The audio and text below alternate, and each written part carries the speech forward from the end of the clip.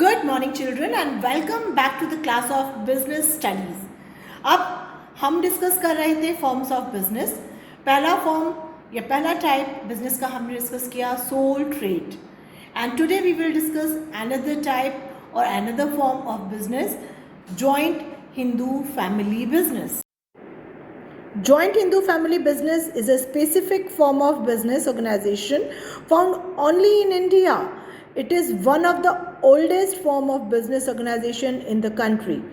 It refers to a form of organization wherein the business is owned and carried out on by the members of the Hindu undivided family.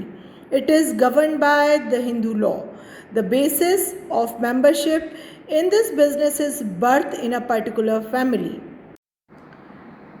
Hindu succession act 1915 के accordingly एक ऐसी family जिसमें minimum 2 family members हैं, Hindu family, और उन्हीं के पास जो property है कम से कम 2 फैमिली मेम्बर्स हों, तो वो एक बिज़नेस जो शुरू करते हैं उसे हम जॉइंट हिंदू फैमिली बिज़नेस का नाम देते हैं.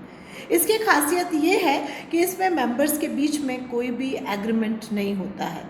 इसकी मेंबरशिप लेने के लिए कोई रूल रेगुलेशन नहीं है क्योंकि मेंबरशिप बाय बर्थ होती है.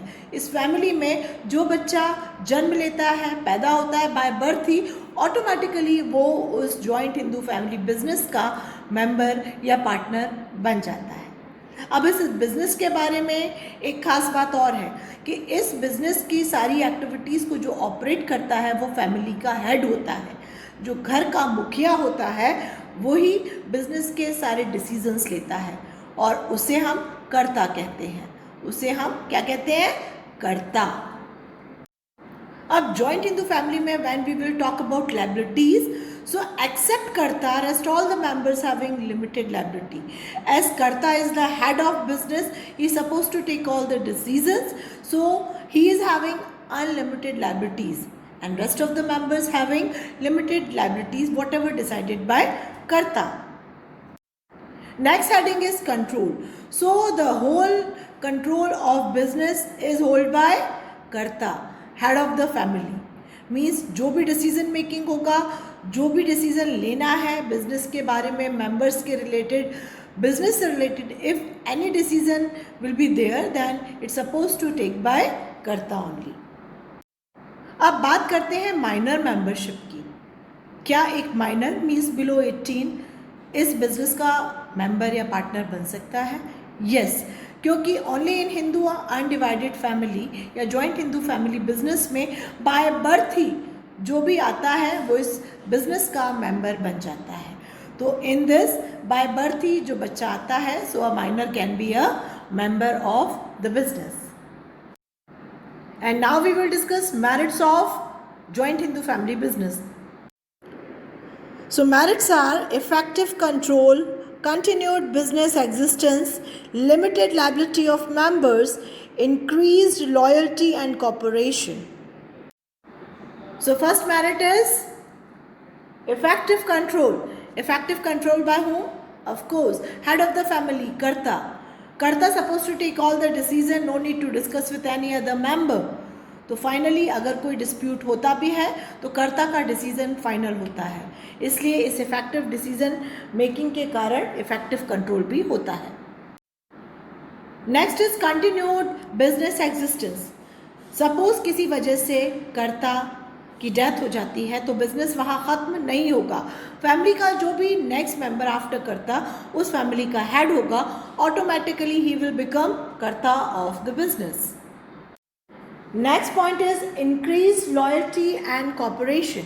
As business is run by all the members of a family, तो वहाँ लॉयल्टी भी होगी अपने ही परिवार के बिजनेस के लिए और वहाँ पर किसी तरह का कोई प्रॉब्लम या सीक्रेट डिस्क्लोज होने की प्रॉब्लम या चांसेस नहीं होंगे.